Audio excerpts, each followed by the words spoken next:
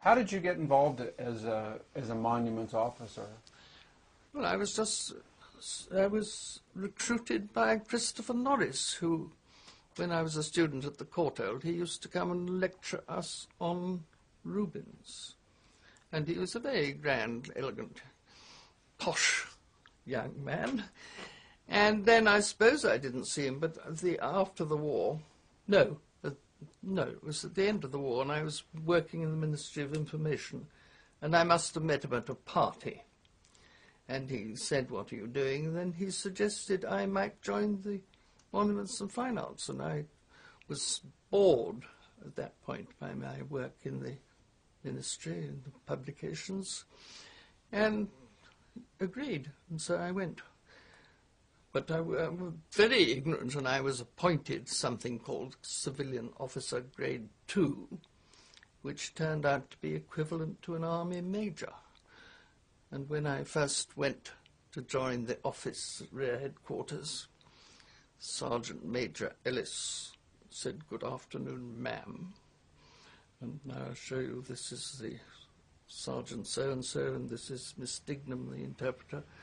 And here's Captain Mumby, who came yesterday. He's waiting for you to tell him what to do."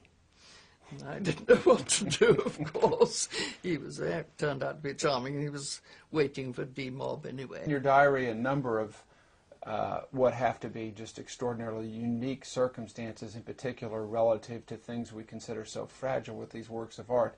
You mentioned earlier the repository in Grasleben, that the British monuments officers discovered these thousands of paintings lying on the floor of this salt mine, and the effort to try and go through and inventory these things along with archives and remove them, and the calls I guess your officers receiving from others, well-intended I'm sure, about flooding these mines because of undamaged explosives that they'd come across. Yes, word came through that the Grasleben salt mine was going to be closed up or flooded or destroyed, and we said, "Oh, you can't do this." They said in 3 weeks' time it's going to be blown up, and we said, "I haven't got time to do that."